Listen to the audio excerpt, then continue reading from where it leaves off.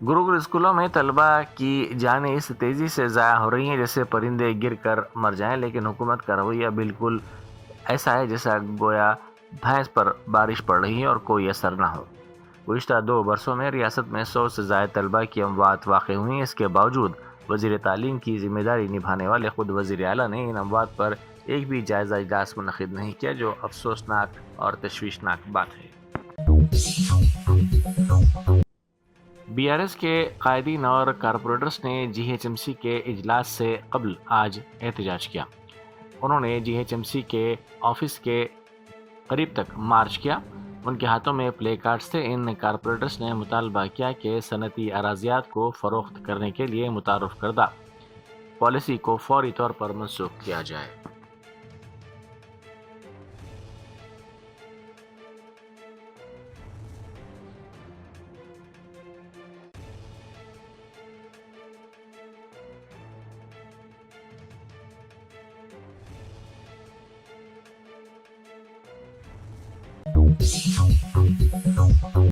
मलकपेट के मजलिसी रुकन असम्बली अहमद बलाला ने आज वज़ीर ज़राअत से मुलाकात की। ज़राए के मुताबिक इस मुलाकात के दौरान उन्होंने पहाड़ी शरीफ में फ्रूट मार्केट को दोबारा शुरू करने के मसले पर तवज्जो दिलाई।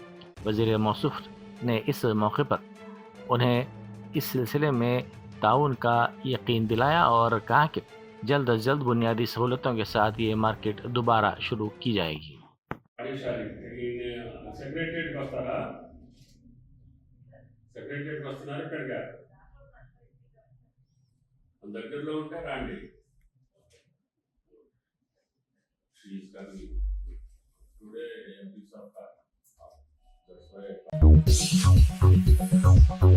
ग्रेटर नोएडा में मुनक़िदा वर्ल्ड बॉक्सिंग चैंपियनशिप कप में गोल्ड मेडल जीतने वाली तेलंगाना की बॉक्सर निखत जरीन ने रियासती वजीर स्पोर्ट्स वी श्रीहरी से मुलाकात की। वजीर श्रीहरी ने निखत जरीन को शाल उड़ाकर एजाज़ पेश किया और कामयाबी पर मुबारकबाद दी। उन्होंने कहा कि वजीर आला रेवंत रेड्डी की क़यादत में रियासत में खिलाड़ियों को हर तरह की सहूलतें और ताउन फराहम किया जा रहा है। शहरी इलाकों में झीलों, नहरों, सड़कों और अवामी मुकामात पर बढ़ते हुए गैर मुजायज़ कब्ज़ों के दरमियान अवाम की बड़ी तादाद प्रजावानी प्रोग्राम से रुजू हुई। ये प्रजावानी प्रोग्राम हैदरा की जानिब से हर पीर को मुनक़िद किया जा रहा है। इस प्रोग्राम के दौरान ज़्यादातर कब्ज़ों की शिकायत मौसूल हो रही हैं। ये कब्ज़े सरकारी अराजियात और पार्क्स के अलावा नहरों और झीलों की अराजियात पर किए जा रहे हैं। Commissioner A.V.. रंगनाथ ने इस प्रोग्राम में शिरकत की और अवामी शिकायत का तफसीली तौर पर जायज़ा लिया। उन्होंने सरकारी रिकॉर्ड्स और सेटेलाइट नक्शों की मदद से ज़मीन और आबी ज़खायर में होने वाली तब्दीलियों की वजाहत की और मुतल्लिक़ा महकमों को फौरी दुरुस्तगी के इक़दाम शुरू करने की हिदायत दी। शालीमंडल के मसरूफ़ इलाके में वाक़ गोमती इलेक्ट्रॉनिक्स शोरूम में कल शब खौफनाक आग भड़क उठी, जिससे अतराफ़ के इलाके में शदीद खौफ व हिरास फैल गया। यानी शाहिदीन के मुताबिक अचानक धुआं देखकर दुकानदार और मुकामी अफराद बाहर की तरफ भागने लगे। फायर ब्रिगेड की कई गाड़ियां फौरी तौर पर वहां पहुंच गईं और काफ़ी जदोजहद के बाद आग पर काबू पाने की कार्रवाई शुरू की गई। आग की शिद्दत इतनी ज़्यादा थी कि शोरूम के अंदर रखी इलेक्ट्रॉनिक्स अशिया मुकम्मल तौर पर शोरों की लपेट में आ गई। फायर ब्रिगेड के अहदेदारों के मुताबिक आग लगने की असल वजह मालूम ना हो सकी, ताहम इब्तदाई शुबा शॉर्ट सर्किट की तरफ किया जा रहा है। खुशकिस्मती से किसी जानी नुकसान की कोई इत्तला नहीं मिली, लेकिन माली नुकसान भारी होने का खदशा है। यहाँ पे हैदराबाद शहर में मुगलपुरा पुलिस लिमिट में शालीबंडा रोड पे, मेन रोड पे, यहाँ पे 9:45 to 10 o'clock के बीच में एक फायर एक्सीडेंट हुआ। प्राइमा फेसी जो हमें इंफॉर्मेशन है उसमें हमें ये पता चल रहा है कि यहाँ पे एक गोमती इलेक्ट्रॉनिक शॉप है, उसके अंदर बिकॉज ऑफ शॉर्ट सर्किट की वजह से पहले आग लगी। उसी टाइम पे उस शॉप के सामने एक सीएनजी फिटेड कार भी थी, उसको भी बाद में आग लगा। ये दोनों आग की वजह से सडनली एक ब्लास्ट वहां पे हुआ, उसमें कुछ 3-4 शटर सडनली ब्लास्ट होके बाहर आ गए। तो उस टाइम पे जो शॉप्स थे वो ओपन थे, सारे शॉप्स ओपन थे और थोड़ा सा वहां पे क्राउड भी था। इसकी वजह से उसी टाइम पे इस 4 से 5 लोगों को बर्निंग इंजरीज यहाँ पे आई है और सारे लोगों को इमीडिएटली हमने हॉस्पिटल को शिफ्ट किया है। ये इंफॉर्मेशन हमें पहुंचने के बाद में सडनली सारे police staffs at the same time fire brigade की तरफ से यहाँ पे आए। तो अभी तक लास्ट 2 आवर्स में टोटल 5 ब्रिगेड यहाँ पे आ गए और इसके अंदर हमने 1-1.5 घंटे के अंदर ही जो भी सारा फायर था उसको प्रॉपरली कंट्रोल में किया गया है। इस फायर कंट्रोल के टाइम पे हमने जो भी प्रिकॉशनरी मेजर्स यहाँ पे लेते हुए साइड में जो भी प्रीमाइसेस की बिल्डिंग्स है या जो भी फैमिलीज यहाँ पे रह रहे हैं उन सारे फैमिलीज को यहाँ से बाहर निकाला गया। इस मेन रोड पर जो भी क्राउड है उसी को भी बाहर किया गया। साथ में जो मेनली यहाँ पे कोई व्हीकल्स 2 व्हीलर्स 4 व्हीलर पार्क थे उनको भी हमने बाहर निकाला गया। उसी टाइम पे किसी तरह का और फायर एक्सीडेंट ना हो इसके लिए हमने सारे प्रिकॉशन लिए हैं।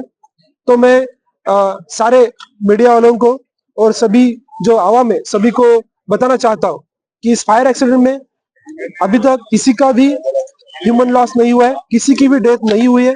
जो भी लोग हैं अभी तक हमने इंजरीज हुए सारे लोगों को हमने हॉस्पिटल में शिफ्ट कर दिया, तो किसी तरह का कोई इश्यू नहीं है। यस, यहाँ पे किसी तरह का एक इकोनॉमिकल लॉस डेफिनेटली हुआ है लेकिन ह्यूमन लॉस नहीं है। तो आप सभी लोगों को मैं बताना चाहता हूँ कि आप किसी भी तरह का अनऑफिशियल फेक न्यूज पे भरोसा मत कीजिए। जो हमारी तरफ से ऑफिशियल वर्जन आपको दिया जा रहा है उसी पे आप भरोसा कीजिए और ये सारे इंफॉर्मेशन आप सभी लोगों को बताइए। सही है, तो ऐसा कोई इंफॉर्मेशन है ये पहली बार है। वही वहाँ पे सडनली ब्लास्ट होने की वजह से ये गोमती के जो शटर्स है वो रोड क्रॉस करके यहाँ पे आ गए। सिलेंडर ब्लास्ट मतलब बेसिकली दोनों का भी है। ओरिजिनल रीजन हमें अभी तक तो शॉप पे शॉर्ट सर्किट की वजह से लग रहा है, लेकिन एट द सेम टाइम वहाँ पे सीएनजी फिटेड कार भी थी, उसका भी एक ब्लास्ट हुआ है। चलिए, शुक्रिया। जाखुरपुरा के मजलिसी रुकन असम्बली जाफर हुसैन मिराज ने ख्वाजाबाग आई सदन डिवीजन में 49 लाख रुपए की लागत से जारी सीसी रोड के कामों का मुआयना किया। इस मौके पर अवामी मसाइल की निशानदेही की गई और फौरी तौर पर कार्रवाई की यकीन दहानी भी करवाई गई।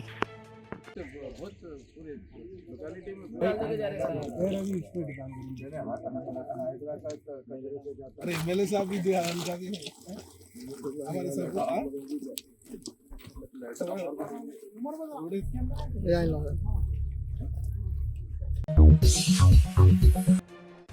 तेलुगु फिल्मों की क़ज़ाक़ी के अहम मुलजिम रवि की 5 रोज़ा पुलिस कस्टडी पीर को ख़त्म हो गई। वेबसाइट्स, डोमेन्स और सर्वर नेटवर्क की जांच का काम जारी है। बैंक की मदद से 20 करोड़ रुपए के माली मामलात का सुराग पुलिस ने लगाया है।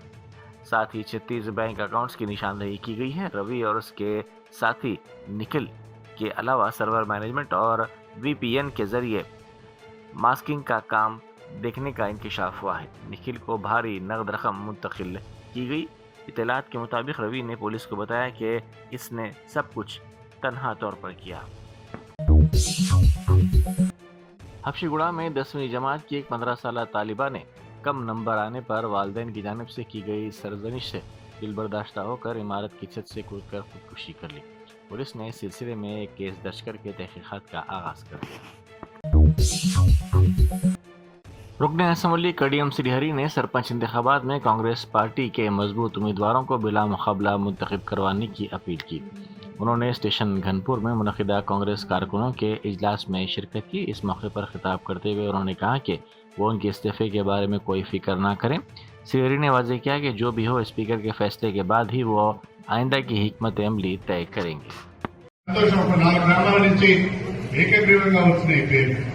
మా గ్రామం నుంచి మేము ఏకగ్రీవంగా మా రిజర్వేషన్కి మేము ఏకగ్రీవంగా ఈ పేరు పెట్టుకున్నాం. ఆ రకంగా వస్తే కాంగ్రెస్ పార్టీ అభ్యర్థిని ఏకగ్రీవంగా ఆ గ్రామ సర్పంచ్ గా ప్రతిపాదిస్తే ఆ గ్రామానికి 10 లక్షల రూపాయలు అభివృద్ధికి నిధులిస్తాను. ఒకవేళ సర్పంచ్ ని ఏకగ్రీవం చేస్తే 25 లక్షల రూపాయలు ఆ గ్రామాభివృద్ధికి ఇస్తానని చెప్పి ప్రభుత్వంతో సంబంధం లేదు. నా నిధుల నుంచి ఎంపీ గారి నిధుల నుండి మీకు ఇస్తానని చెప్పిన సందర్భంగా నేను సవినయంగా తెలియజేస్తున్నాను. మీ ఎన్నికలు మాత్రమే, మీరు ప్రజాప్రతినిధులుగా ఎన్నికలు మాత్రమే. ప్రస్తుతం నా ఎన్నికల గురించి ఆలోచించకండి, నా రాజీనామా గురించి ఆలోచించకండి. అమ్మా ఏదో రాస్తా అంటారు, ఏదో చేస్తా అంటారు, దాన్ని చూసుకుందాం తర్వాత. నేను రాజీనామా చేయడం లేదు. స్పీకర్ గారు స్పీకర్ గారు ఏ నిర్ణయం తీసుకుంటారో వాళ్ళ నిర్ణయం తర్వాత నా కార్యాచరణ ప్రణాళిక ఉంటుంది. एडवोकेट मोहम्मद अली खान ने हाईकोर्ट की गेट नंबर 6 के करीब एहतजाज किया। उन्होंने यह एहतजाज अपने साथी हबीब रिजवान अल हाशमी एडवोकेट पर हुए हमले के खिलाफ किया। यह हमला मादानापेट पुलिस स्टेशन के हुदूद में पेश आया था। हबीब अली खान ने इस बेईमाना हमले की सख्त मजम्मत की। उन्होंने कमिश्नर पुलिस से मुतालबा किया कि हमलावरों के खिलाफ फौरी और सख्त कार्रवाई की जाए। उन्होंने वज़ीर आला रेवंत रेड्डी से भी अपील की कि वकला के तहफ़्फ़ुज़ के लिए एडवोकेट प्रोटेक्शन एक्ट बिल को जल्द अज जल्द मंजूरी दिलाई जाए। एडवोकेट प्रोटेक्शन एक्ट बंद करो। एडवोकेट प्रोटेक्शन एक्ट बंद करो। पास करो। Advocate protection act bill pass करो। Advocate protection act bill pass करो।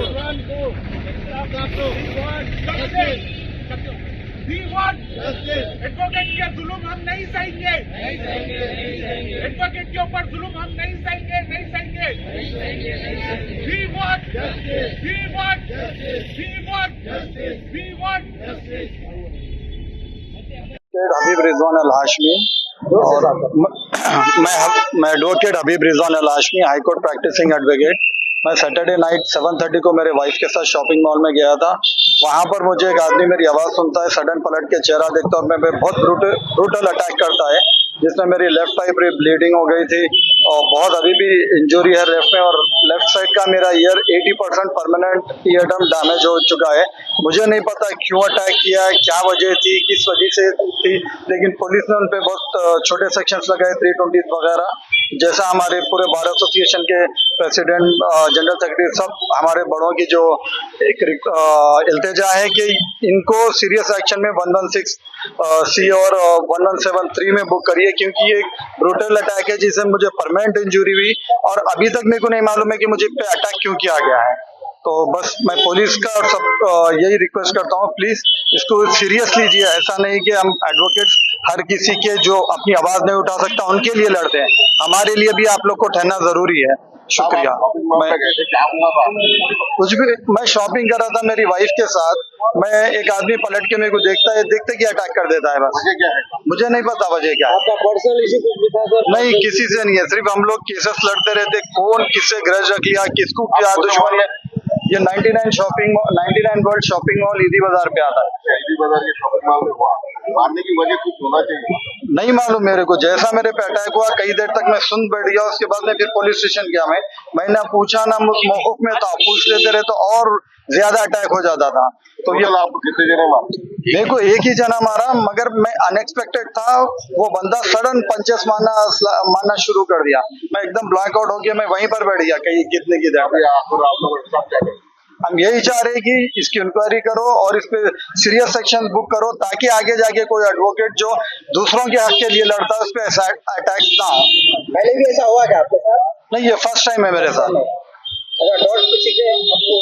ऐसा तो देखिए साहब, हम लोग हजारों कईयों केस लड़ते रहते हैं, किस किस पे डाउट करेंगे ये तो बोलना भी मुश्किल है। पुलिस का काम है कि पुलिस अरेस्ट करे थे सैटरडे के दिन, फिर नाइट में छोड़ दिए, फिर संडे के दिन जब ये पूरा एडवोकेट कम्युनिटी पूरी जब ये बात फैली, जब डिमांड करे तो फिर संडे के दिन दोपहर में बुलाए थे।